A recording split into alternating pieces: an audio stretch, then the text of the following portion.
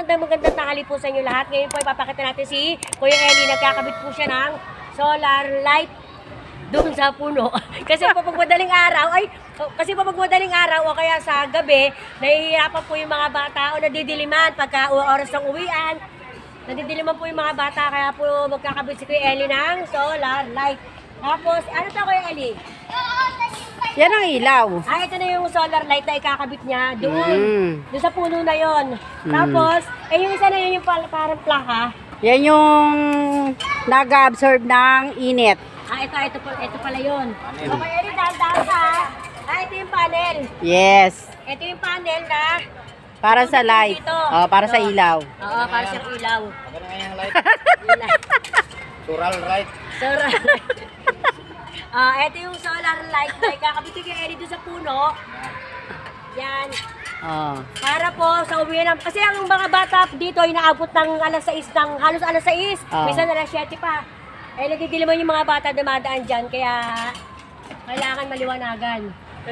Tapos mga dalawang solar light na ikakabit kay Eli. Ito po. Solar light. 500 watts. Napakaliwanag po nun. Mas maliwanag pa sa araw yan. Mas maliwanag ko rin po sa araw, sabi ni kay Eli. Yan. Pagkatapos mga kasusan, syempre, pagkatapos siya makakabitan dyan, magkakabit pa siya ng isa pa, banda-banda ron. Doon sa puno na yon. Para mas okay.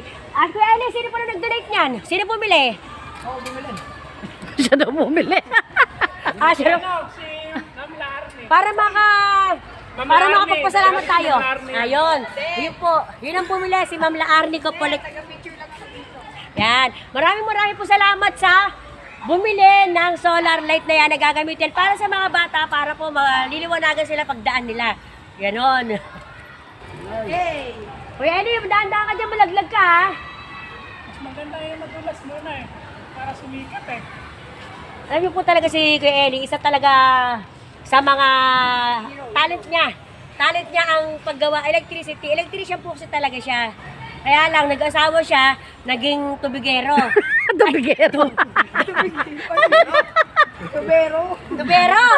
Tubero! Okay na sana. Naging tubero. Pagkatapos siya maging tubero, Naging babaero. Tapos tanggero pa. Naging tanggero. Yon. Tapos lasinggero pa. Lasinggero pa. Yan si Kuya Eli.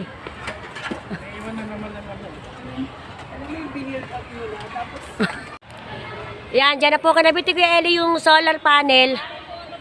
Malayo pala yan dun sa sa pinakailaw niya. Kailangan dyan nakalagay yung panel, Kuya Eli.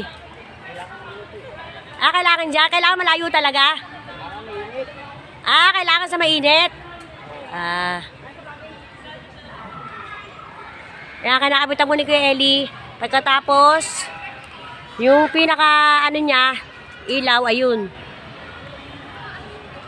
Nakita pa yung tatlo. Ito yung pinaka-ilaw.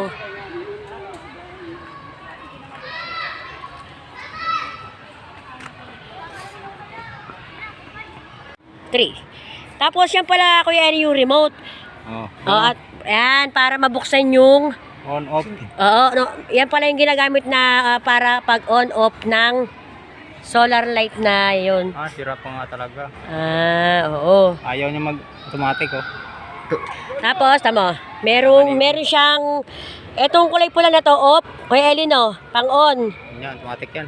Automatic. Tapos ito off. Tapos itong mga oras-oras niya. Ito po yung remote ng solar light. Yan.